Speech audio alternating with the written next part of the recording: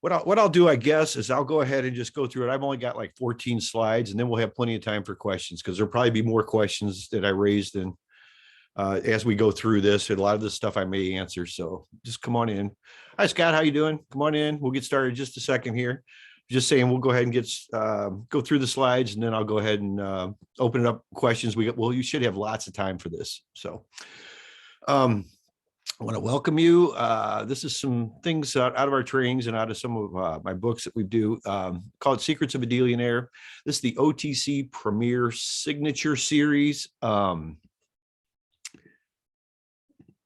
Owner Financing Basics is what I like to call this mini workshop. What I'm going to show you here today is 3 deals that I'm currently working on.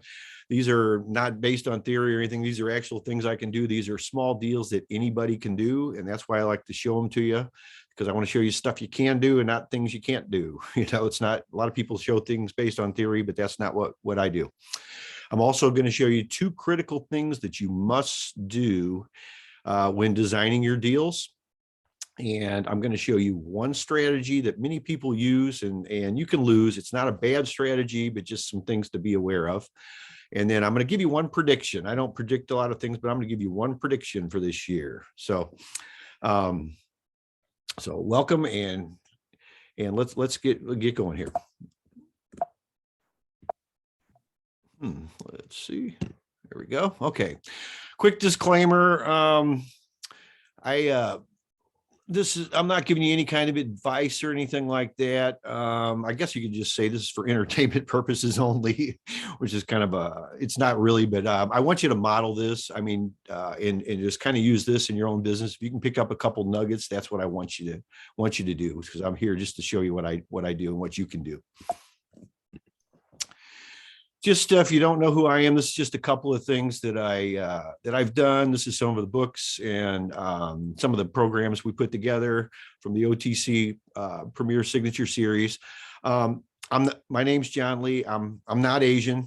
Okay, I do have a lot of friends, and we call each other cousins. A lot of cousins that are Asian. I'm not the John Lee from the UK. Now, there's a big time speaker and business development coach over in the UK. That's not me, even though I've been confused with him. No, I have nothing to do with that. But this is some of the stuff that I've done. Okay, some of my influencers where I've gotten some of my ideas and learned from. Robert Allen, a lot of people may know him. You may not, because he's been around for a little while. He did the original book, Nothing Down. He's a 5 times New York Times best-selling author. If you haven't seen his strategies, he has 50 Nothing Down strategies that still work today. The only thing different are the amounts, and really some of the stuff I'm going to show you today. The only thing is different. You can scale this up to different sizes. The amounts will be different. That's really the only thing that changes is the decimal points, pretty much. Another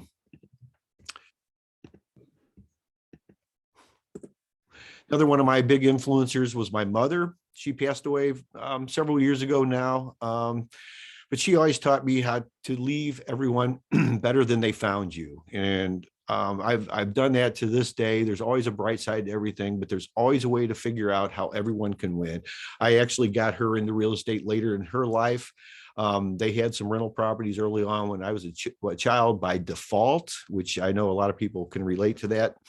But I got a lot of influence there. My father, who was in business with me, he just died a few weeks ago, and we still had some properties today, and that's some of the things I'm doing with. But one of the things this has done for me is, the real estate, the way I do this is it has given me a chance to do things I want to do with my family. I was able to, for the last 2 years, pretty much to spend every Tuesday with my father. And that's something a lot of people can't do. And I want that for you also. Let's just look at the deals. Here's a little one. I like these are my favorite deals because I've done lots of these and over the years, but this is one I want to show you. It's real simple to understand, simple to implement, something you can do. This is 4 lots I bought. I bought them actually separately, and then I combined them. That's one of the things that I've learned is I can combine lots. I can separate them. I bought this over the counter for back taxes from a county. Okay, there's over 3,000 counties in the United States, and about half of them we'll sell properties over the counter. And that's something you have to do a little research on. It's not hard.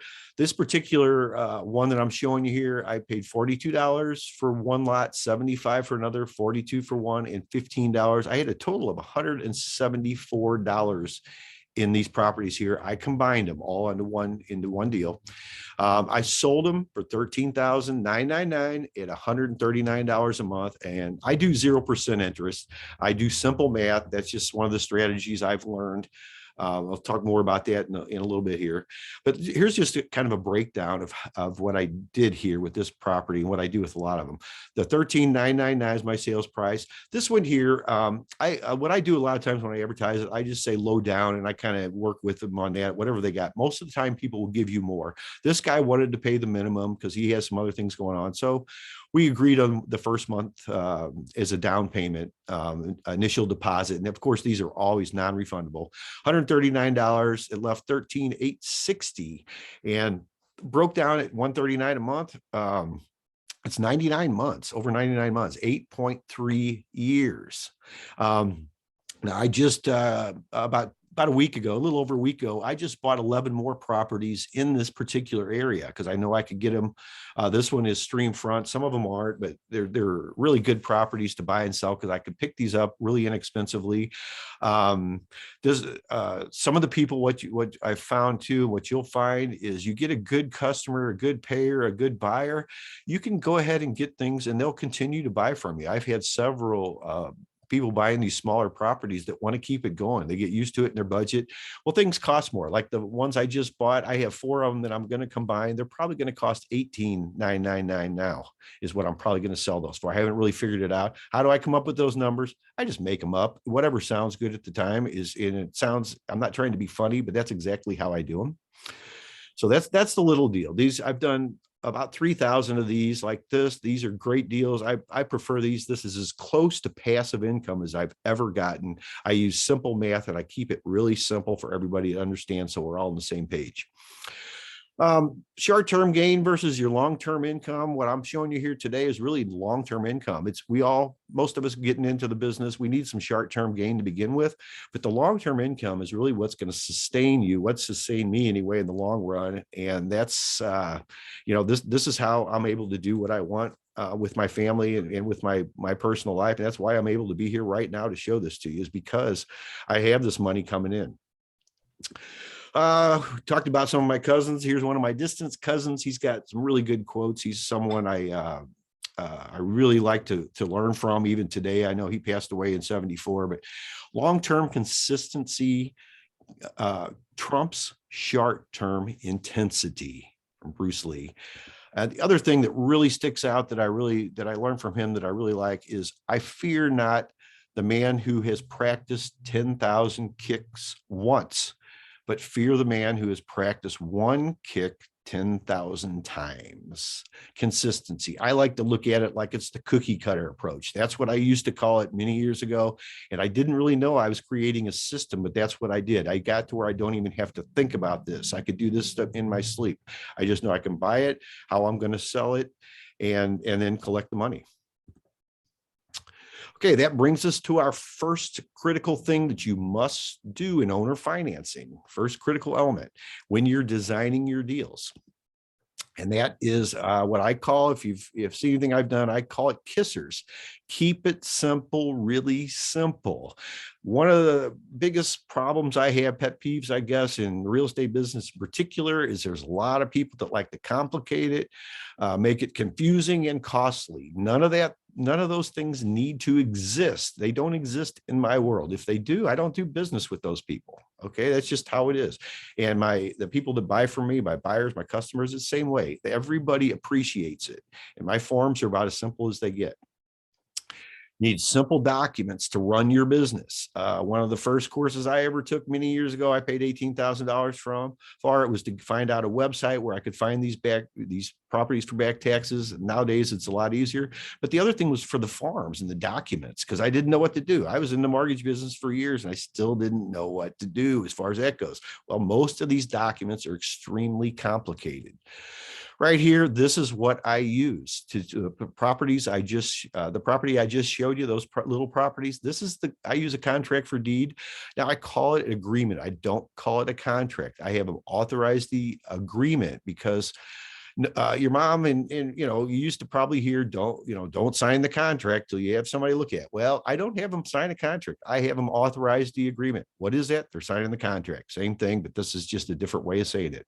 The other thing I do each month, regardless of how they pay, whether it's automatic transfer or Zelle, PayPal, whatever. There's so many different ways. Or if they send in checks and money orders, yes, I still get some money orders that people send in every month. I don't care. Then I have to print out these are receipts. I call them confirmations, but they are receipts. But I send this to them every month. It just shows how much they paid, what the new balance is. I keep it to be simple math. I do the way I price my properties, I have a cash price and then I have a financing price, but I do 0% interest. The reason I do that is it is simple math. The first one I ever did, my lawyer did for me, and it was really good, but it was like 6 pages and it had a lot of things in it. It was all in the seller's, the seller's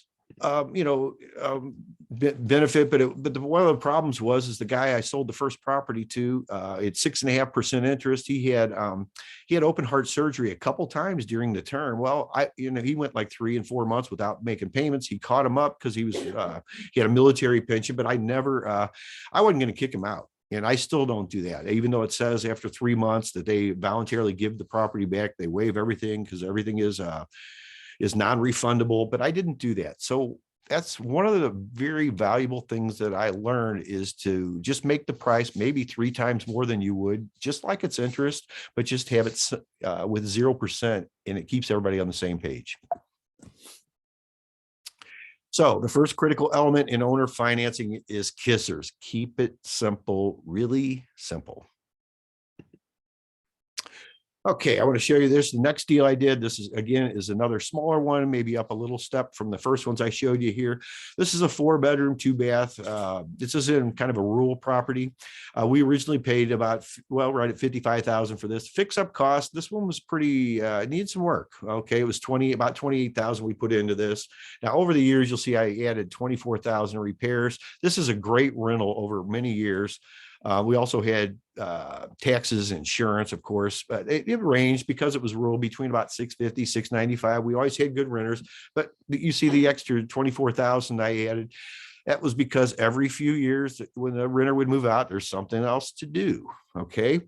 And you just had to do it. Well, after the last renter moved out, it was kind of a mess. Of course, this is rural property and it's got about 5.5 acres. So people have animals. I mean, you can see the barn over there on the right. And well, what happened is I had this is the ways away from my house, and I haven't been down to the property. I have some professional people that I work with. I have one of the things that I've learned along the way, that have them screen the people for you and show the house and pay them. That's a strategy I use, and we don't have time to get into a lot of that detail. But I had my friend who's a realtor and a property manager go take a look at this house. Well, they had a storm recently. I don't know, for whatever reason, the last few years we've had several storms here. So what I did is I had her take a look at it. And she said, well, the current market value is going to be about $83,000, but you're going to need to put about $10,000 into it. The barn needed a lot of repairs, and there was stuff on the inside. It had fleas in the yard. The carpet was ripped up from the dogs, and just there was a lot of stuff going on here. So I really didn't want to do that. Okay, so I said, well, let's try something different on this. What I did, I said, let's advertise it completely as is. I mean, we got the junk out of the house, but that was about it. I said, let's advertise it as is for $119,900 cash as is, or I'll finance it at 0% for $199,900 at 0% interest, $797 a month. Well, it took about maybe 5 or 6 weeks, and she went through some people. And finally, she sent me an application that looked pretty good. She sent me a couple we decided not to go with. And that's one of the things that I've learned. Hire a professional to do this stuff, do the screening, and then I make the final say so after this is all said and done. And this has worked out well for me. And I'll show you in a minute how it didn't work out as well on another deal. So we found somebody that seemed to work out. He had, and this is what I learned to look for too, especially when I was a mortgage broker working with some people that needed to improve their credit. Different things happen to a lot of people, but this guy had a good job. He had a good history. He had a recent divorce, a couple of years. So his credit was just trash, but he had good income, and he had established some things since then. He was remarried and he had a new wife and family, and they were trying to make things better for themselves. So he was in the construction business. And this is one of the things you'll find with a lot of your owner financing, that there's a lot of handymen out there and they're looking for deals. They've worked for some investors. They've seen what kind of money is in there. And that's some of your best customers, but you still got to do your due diligence and find out who it is and stay out of this emotionally. Okay. That's one of the other things I've learned. So what we did here is it's $795 a month. They started out doing that. And then after about 6 months, she said, hey, I don't want to pay the taxes at the end of the year. Let me go ahead and include a little bit more. So I said, let's just make it an $850. And that worked really good for the first year or so. And then they raised the taxes like they have everywhere. So it's a little bit sharp. But what I do, one of the strategies I do is I don't bill them for that. I just put it on the principal, and we don't transfer the deeds or anything until everything is satisfied, just like the bank. If there's something extra, they put it on your payoff. But this particular deal went on 250 months. That's 20 years. Okay. I've got deals that go on 10 years, 20 years. You've seen the first one I showed you over 8 years. I mean, this is how how I find to create these deals so you can sustain what you do. This is, like I said, better than my rental income as far as passive income goes. I haven't seen this house now in a few years. They take care of it. In fact, the last time we drove by it, my wife and I we drove off the highway a little ways to take a look at this. And that's been maybe 2 years ago, I guess, a year and a half. Yeah, but no, it's been about 2 years ago. And the place looked great. They fixed the barn. They got all the horse stalls fixed. There's another outbuilding, and the place looks great. They send in their money every month, and they just take care of the place. That's what I want. I want to be the bank. I don't want to be the landlord. I mean, there's nothing wrong with being a landlord. I did it for many years, but to me, it doesn't matter if you have a management company or not. There's still things. It's not exactly like passive income. This is not 100% passive income, but it's really, really close. Okay, well, let's something that a lot of people ask is why would anybody pay more than rent? Some of the more, the higher price properties that I do, I'll sell $150,000 properties, let's say for $300,000, $389,000, depending on how, the market and the neighborhood. Well, why would anybody do that? Well, there are a lot of reasons. First of all, it's a great way to buy a home for those starting out in life. There's a lot of people who have no history of anything. They might be living in their mom's basement. Who knows? There's a lot of reasons. You got to look at the big picture. Those restarting out in life. We just talked about the guy that got divorced. There are so many reasons why people need to restart out in life. I have myself several times. I mean, that may be you right now. Bad or no credit. One of the things that I learned back being a mortgage broker is there's a lot of reasons people go through some bad credit, bankruptcies. There's all kinds of stuff, divorces. Many disasters happen to good people. Most people, I believe, are pretty good when from their heart, but a lot of things happen we have no control of. Job history might be too short. Today, there's a lot of people change jobs. There's things happen. Maybe they don't have 20% to put down. It's not always that much, but a lot of times it is. Sometimes it's more, depending on your situation. May not have the extra money, closing costs, escrows, there's extras. There's always all kinds of things you got to have when you buy a house. And that's one of the things I like to simplify too, that goes along with this. Or maybe the big mean banks just don't like you. Okay, let me show you another example here. This is a house that I bought, and I bought this one a long time ago. We've all heard of hard money, or most of us have heard of hard money. At the time, I was doing a lot of different things. I bought a place with hard money, and then refinanced that with my bank. That was great. Kind of like pulled more money out after I fixed it. But this place here, when I bought this, I paid $56,000 for it. It only needed about $2,000 worth of work. At the time, houses in the neighborhood, the comparables, they were going for like 75 to $95,000. That was a pretty good deal, man. I thought this is this is a good property, a lot of equity built in for the long run. So that's, I thought I just couldn't see where I could go wrong with that. Well, there's a lot of things with the city going on and stuff like that. But anyway, this went over a period of several years as a good rental, $550 to $695 a month. Of course, every time somebody moved out, there was stuff to do. And, I got 5,000 in repairs over the years. It was probably more than that by the time I had to do some of the, all the fence clearing and some of that kind of stuff. But after one renter moved out, I decided to go ahead and sell this property. And just like I showed you before, I sold it for $99,900 at $795 a month. Okay, which is a pretty good deal. I didn't have to worry about it. I hired a professional to do that. One of the things I learned is to hire somebody else to show it, screen it. Then I take then I go ahead and make the final say so. Well, if anybody's ever heard of a place called Ferguson, Missouri, you probably have. A lot of things changed. Well, the values have dropped. They dropped a few years ago tremendously in this area. Great neighborhood, small house, nothing wrong with it. But things happened and the values went way down. Well, all of a sudden, I couldn't even get what I owed on it because I bought this. I told you before, I bought some of the other houses with hard money and then refinanced them. This particular house, I want to say I bought with harder money, not just hard money. It was harder money. And the reason I say that is because back then I was trying out every theory I, went, as far as my education went to, everything I heard of, I'd try it. This one with harder money was based strictly on good credit. You had to have like over 800 credit score. It was minimum down. I don't remember exactly. It was either 2.5% or 5% down.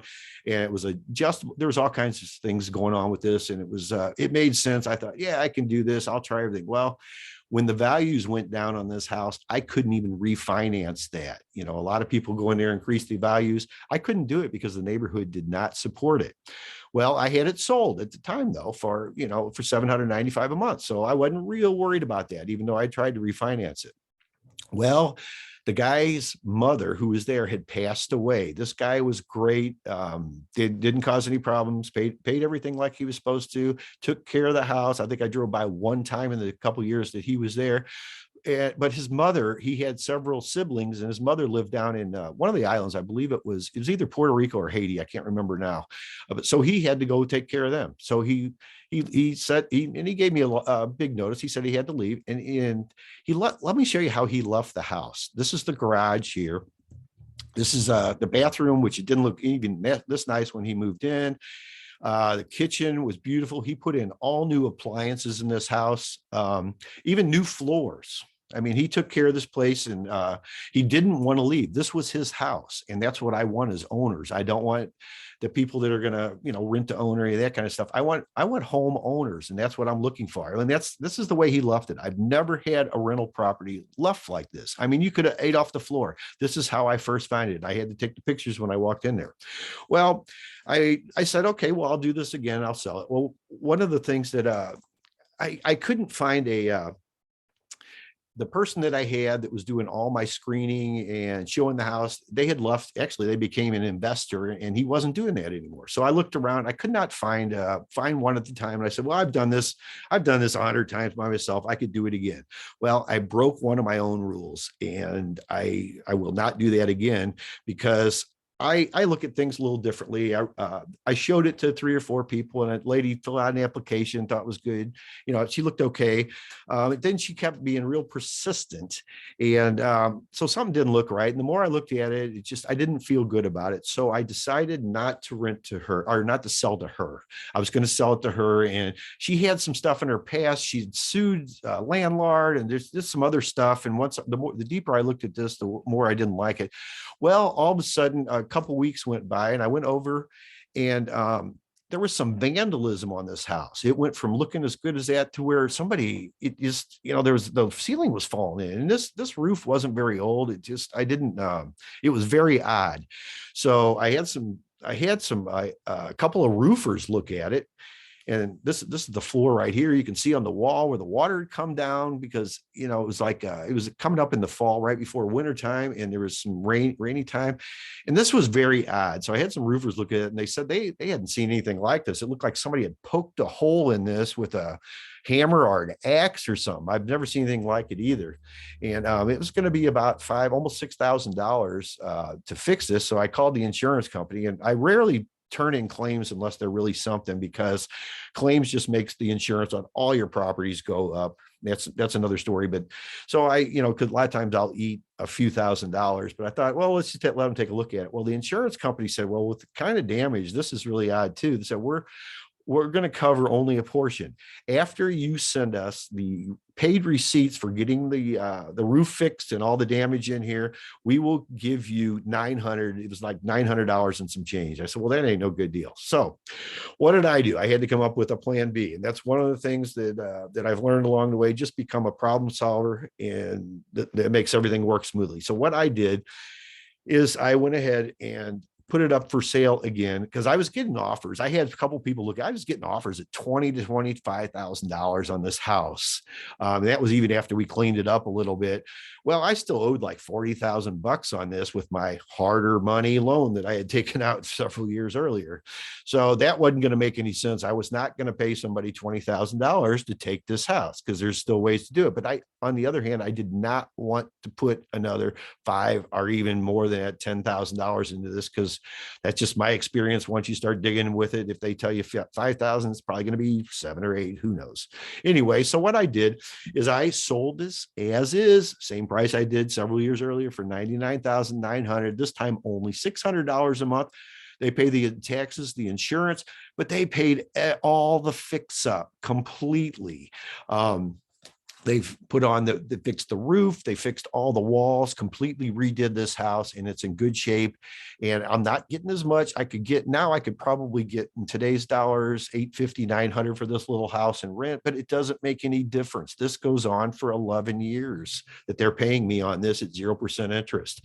Now, if they don't fulfill the full term, of course, they agree to give the house back. I don't just take them back, but I do, I will, if like I showed you this house before, and the shape it's in is going to be way better than this. Now, the vandalism, I don't know that lady had anything to do with it. The one I didn't, the one that I did not accept, but I don't know. The timing was very odd. Nothing has ever happened in that neighborhood. Ferguson, I know, got kind of a bad rap a few years ago. Some bad things happened there, but really it's one of the best places, in my opinion. I lived there myself for many years ago, and I still own properties there, and I think it's a great place. There's a lot of potential there, things you could do, but this is what I did. This was my plan B. So the point I want to make here is just be the problem solver, and there's always a way to come out on this. And this is what I did.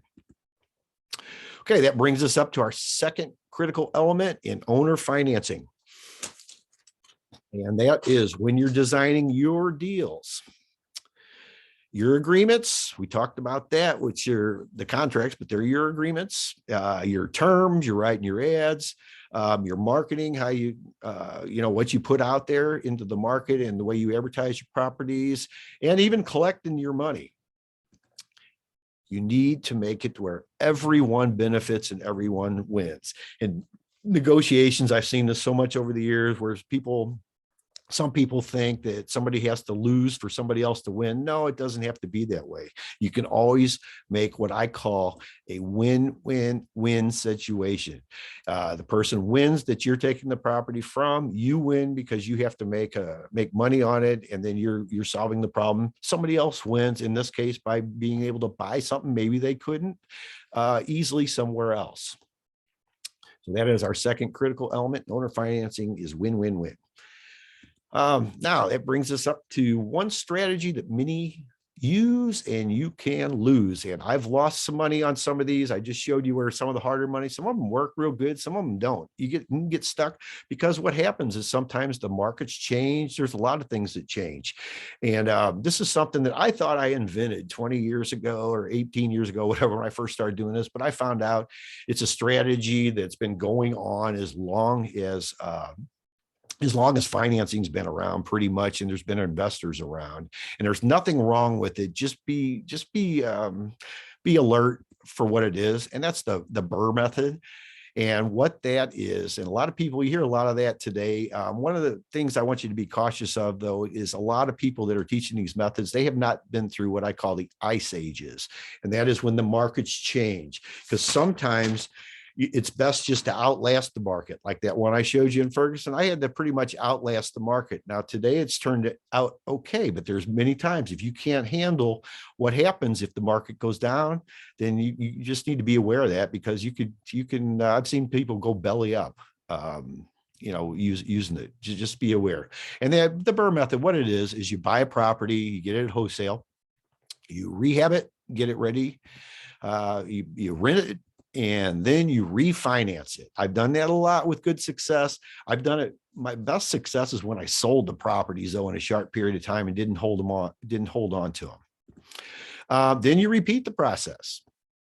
Well, do we want to add one more R? I don't know. And I call that regret. Okay. Now it doesn't always happen that way, but just be aware of the consequences of what can happen of the situation. So that's the number one strategy that many use. You can lose. I just want you to be aware of it. It's a great strategy. I know some people that were a lot bigger players back in the day that I kind of learned from, was before they had a method or a name for the method.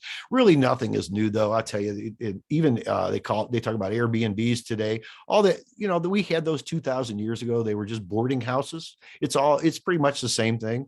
They would give you, Airbnbs is pretty much no different, but there's always no strategy is really new. People come up with new names, but if you look at it, they've all been around. But just learn what you can from what other people have done. And that brings us to the one prediction I'm going to give you this year. I don't usually give you predictions, but I want to give you one right now. And that is, when you design your deals, keep it simple, really simple. And I can't stress that enough, because too many people complicate things, confuse it, and make it expensive. You don't need to do that. You make it costly. Just keep it simple. I showed you the simple paperwork I use with my houses. It's just a couple more forms, but it covers everybody. Everybody's on the same page. When I talk to somebody and I have to, ask them about something, they already know everything that's going on. There's no question on the money. There's no question on anything. And win as you design your deals. I showed you, what I've done even when things didn't seem like they were winning. But that's what the best way that I found it to be in business, because you can only lose your reputation once too. And you don't want to be known as that guy that didn't, that kind of cheated me out of a little bit of money. I know most people, and especially people that are here today, they come from a good place, and that's the last thing you want to do. But a lot of times, things happen that you're not counting on. But just keep in mind, is this the deal I would want? And my prediction is you will succeed more often than not this year if you keep those things in mind. Keep it simple, really simple, and design your deals with a win-win-win intention. And I will put that in writing, one of the few predictions I would do. So, you may think the grass is greener on the other side, but if you just take the time to water your own grass, I showed you a couple of those, it'll be just as green. And that's pretty much what I wanted to show you today. If you want copies of the slide that you can use as a blueprint, just send me an email, just put in there, yes, I want your slides or something like that. I've got a couple other things I'll give to you too, but this is something I know we covered a lot here, and this is actually probably decades worth of information that I've learned a lot by trial and error. But I wanted to show that to you today. I've had a lot of people asking me how I do that, and this is exactly how I do it. So if you'd like, I'd like to open it up some questions and answers. Anybody would like to ask any questions here? Hey, John, I got a question for you. Yes. Because I've seen one of them you did, and the other ones I didn't see you do it. Do you often ask for down payments on your properties? And if so, how much do you think you ask for? I always ask for an initial amount down. Okay. What I've learned is I do not put an actual amount in there because whatever amount I put in there is what they will do. And just to give you an example, like that one property I showed, the first one I showed you where I combined the four and sell them for $139. I had low down. That guy had a special situation, and that's about as low as I'll ever go, is 1 month up front.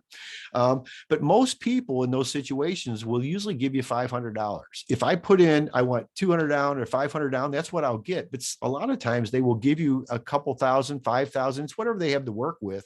And it's usually more than what I asked for. But I don't like to narrow myself down to a specific amount because of that reason. But I put low down, and everybody always asks. I said, well, that amount is negotiable.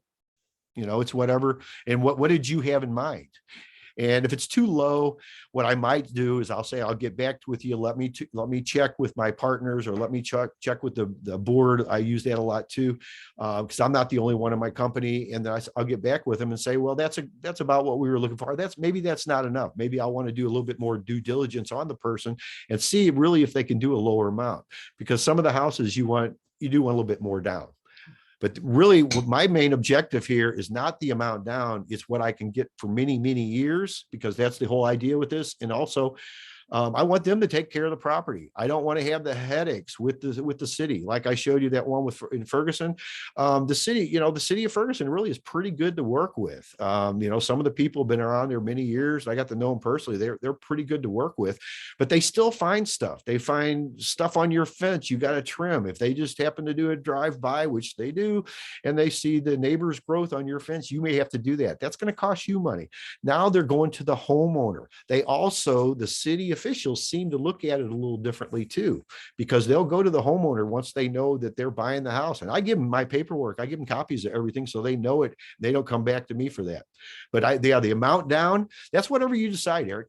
I mean, it's pretty much what you decide, but I leave it open so I can negotiate a little bit.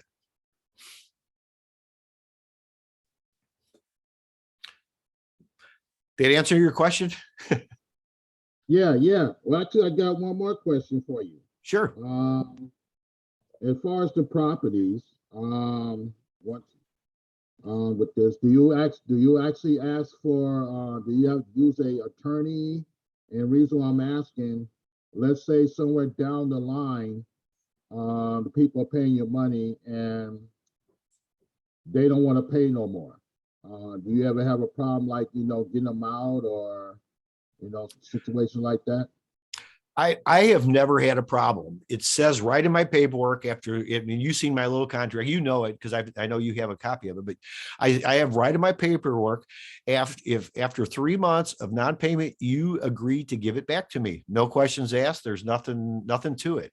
I have never had a problem. You've seen the guy basically left the house I had there in Ferguson, broom swept. I mean, he put in, knew everything. He didn't want to leave. That's how people leave the properties. The little properties, like the first one I showed you, the ones I prefer to buy, and put together and finance that way. The one I showed you at $139, those I've never ever had a problem with those. Those come back probably more often than houses, but really not that much. And it's usually for circumstances that that are out of their control. Sometimes they move. Sometimes people get married. There's a lot of things that happen to people over the years. One of the things I learned being a mortgage broker is very, very few loans go their 30-year cycle. They do not. You have a 30-year term. It doesn't work that way.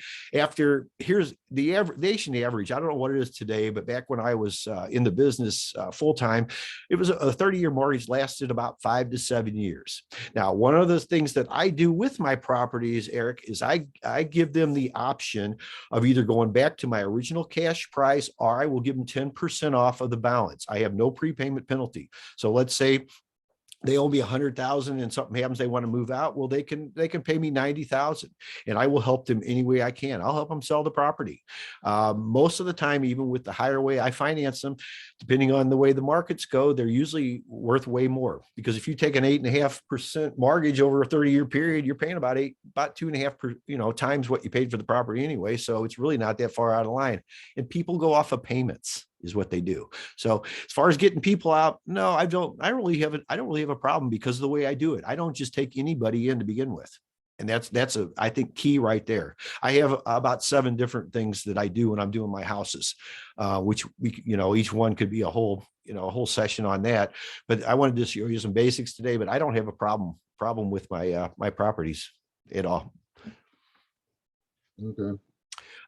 Melanie, did you have a question? I see you got your hand raised. Can you unmute yourself? And Yeah, I have a question or two. sure. One of them is on your agreement with them, are you then not deeding the property over to them? You're keeping it as deeded to yourself until they fulfill their obligation or their payments, and then you deed it over to them? Yes, about 95% of the time, yes. There are exceptions, and did I do that? I am on the deeds. I still pay the insurance. I require them, the taxes, and I still keep insurance on my houses too, but I require them to do that also. That's a little bit deeper in the strategy, but there are times when I have put it in there, but there's extra paperwork you put on there. But I personally prefer to do that. And I'll tell you, couple of reasons why is because I really want the tax bill. When I first started doing this, I used to treat the tax bill just like the counties do. If you don't pay me by December, then I put on, the 10% tax or penalties and interest and all that, and goes right down the line. That's way too much paperwork. What I do now is at the end of November, beginning of December, on every one of my contracts, I just, when I'm sending out my my receipts or my confirmations, I put on there, this year's taxes are at, $150, $7 or whatever they are. And on these little properties, on these bigger ones here, maybe it's 900. I put it right on there, and they can go ahead and pay it if they want. 50, and I'll tell you, about 50% of them pay that taxes every year, and about 50% of them don't. It was way too much accounting for me not to do it the other way like I was. So I just automatically put it on there. I don't transfer the deed until I'm satisfied, just like the bank. If you satisfy your mortgage, 15 years, 30 years, whatever it might be, but you have something you didn't pay them, they don't transfer your deed until it's satisfied. You go to any title company, which is what we use when I transfer these, the houses, not so much my other properties. I do most of it myself, but I'll transfer the deed, but it's got to be satisfied. You're in total control, just like the bank with these. Okay, so annually, either they'll pay you in full for the taxes, or then it ends up getting rolled onto the principal. Yes. And like the one example I showed you, she pays an extra $53 a month. Yeah, that's just fine. I'll do the escrows. I don't care. I'm just putting it on the principal. At the end of the year, I know I'm writing the check for the taxes anyway. And it's way simpler. I've had to simplify everything and kind of systemize it, Melody. And that's what I'm showing you here. This is exactly what I do with it. But yeah, the taxes, insurance, the deeds, there are some cases, and I don't want to get into that too much because it's a little more complicated, but there are some cases when you do want to transfer the deed right away, but then you put on I do record the contract for deed, and also there's another affidavit. Yeah. Yeah. And then you may have answered my second question. So if the property is still deeded in your name, and what happens if they don't have functioning heat and they don't fix it? Is there any liability if they're not taking care of the property, and the city would consider it not habitable, and they try to put that on you as the legal owner? But you're saying that you show them the paperwork that they are actually purchasing it from you, and somehow then they go after they chase them about fixing the problems. Yeah, I have never had a problem. And I'll tell you, I think a lot of that is what I do up front. And that's one reason I want, that I hire a professional, and then I get the final say so. But I haven't had that problem since I've done it and just follow the system. It's when I didn't, that's when I have problems, when I don't follow my own rules, my own techniques. There's And that's the only problems I've ever had, Melly. And as far as the cities go, I don't have them problems. I mean, I've dealt with a lot of municipalities, Hazelwood. I mean, Ferguson is one in particular that a lot of people, between a couple of those that are pretty good neighborhoods, they think they have problems with. I just don't have that because I got homeowners. I got happy people. I don't want anybody that's going to leave. I don't want, there's nothing wrong with doing some of this other stuff like the rent to own and lease options. There's nothing wrong with it. I've done a lot of those, I've lost a lot of money on one lease option in particular. I talk about it a little bit more in one of my books, Secrets of Failing with Failed Real Estate Deals. And I go into a little more detail on that, but I don't do that because here's the problem I found, and it's not really a problem, but it's just a mindset is with a lease option, there's two things that you run into. It's a lease. First of all, they know they can walk away from it. The first time you don't have heat or something, then there's a problem. They don't pay for it. The second thing is it's an option and they will exercise that option. I've had people leave for garage door openers and not pay it, just stuff. I mean, there's lots of stuff that they don't do. I want a happy homeowner. I want somebody that wants the house, that wants to plant the flowers out there, that wants their place looking good, that wants pride and ownership. That's who I want, and I just don't have that problem. Once I start doing this, it's taken me a lot of trial and error to get to this point, but I've done this now for several years, but this is how I just don't have that problem. I guess it could come up. One of the things you do want to do though is keep the insurance. I've got couple of horror stories on that, which we won't get into today, but that's another, another thing, but I keep insurance and I really want to keep the taxes in my name so I can, so I can control it. I mean, I can watch it. One of the problems I found, and here's what happens too. I've had banks that I've seen that didn't do this. I bought some commercial property a few years ago for back taxes. I paid about $6,000 for it. And this was like 3 businesses on one property in a smaller town, but it was like a mid-sized town. And the bank didn't even know they were going up for back taxes that I could buy this property. This is like $100,000 property. If they would have paid attention, they could have bought it. They could have got it before it went to the tax sale. I waited till it was all said and done because what I show you is I buy stuff over the counter. I don't go to the tax sales. I bought thousands of properties. I buy them over the counter once the county just has them for sale. So, I mean, that's some of the stuff that I like to do that I've learned along the way, Yeah. I would be surprised if the bank had, what is this, a servicer, and the servicer wasn't doing it. If the servicer wasn't receiving any funds into an escrow account and didn't have money to pay it out, I bet you there's some kind of fumble there. That's a great point because I personally don't like paying escrows with any of my loans.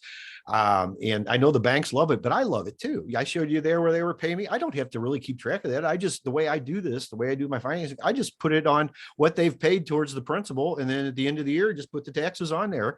And usually it's a wash or else they'll pay it. It's not a problem. Okay. Thank you, John. Certainly. Okay. Let's see. Got another question. Marvell, you got your hand up. Can you unmute yourself there? Hi. Hi. Sorry I'm late. I'm a nurse and my release was late. So can I get like a Cliff Note version of the first thing you went over? I tell you what, just send me an email and just saying you want a copy of these slides and I will give them to you. And I'll give you probably a couple other things too, but I'll be happy to do that. We'll have a recording of this. It should be recording and I'll separate this from our other things later today, but I'll have that up. I can't say exactly when it will be up, but I'll give you a copy of, a copy of what I got and a link. All righty. Thank you. You're welcome. All right. Scott, did you have a question? Yeah. Hey, good morning. John, thanks for putting this on. This is exciting. It's kind of like I've been talking about, the direction I want to head in terms of getting some seller financing on the purchase side, and then maybe turning that around on the selling side too. I guess this might be getting into the weeds a little bit, but in terms of, how I might, how would someone purchase a building, let's say for 75,000, let's say I buy it for 75, put 25 into it, and I've got some equity into it, and then I sell it for, 275 to someone on long-term. If I refinance with the bank and then, they have the first lien, I'm on the deed, how does that look when you turn it around and sell it to someone else? I guess they're not on the deed, but you just have the contract signed. Does that make sense? Yes, that's exactly what you do. It's kind of like, and not to get too complicated because it can, but it's kind of like a subject to when you're taking over somebody else's mortgage and then you're giving it to an end buyer. Mhm. I mean, you can, and some of the things that people get into that makes it complicated. You can have all these terms, you can have different people going, coming in and all this kind of stuff. And, I'll pay you this much.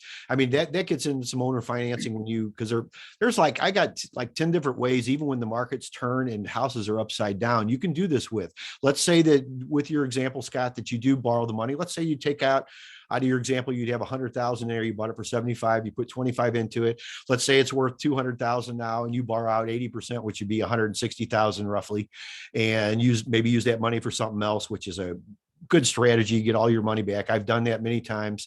Let's say the market turns though, and let's say you're still getting I'm just going to use, for example, $2,000 a month.